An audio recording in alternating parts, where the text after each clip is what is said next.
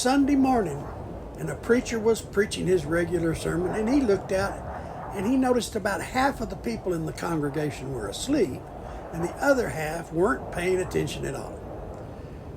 So he finished his sermon, and then he made the announcement. He said, next week, he said, I will be preaching an important sermon about lying. He said, in preparation for that, I want each one of you to read Mark chapter 17, verses 1 through 15.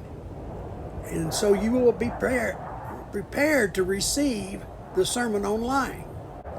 The next week, the preacher got up in front of the congregation and was prepared to give his sermon.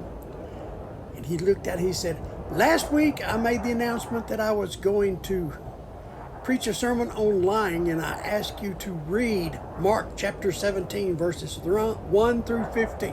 How many of you read the text in preparation for today? Every person in the congregation raised their hand. See, the preacher said, Mark only has 16 chapters, and so now we're going to start the sermon on lying. We hate asphalt, we like trees, and we love our rodeo.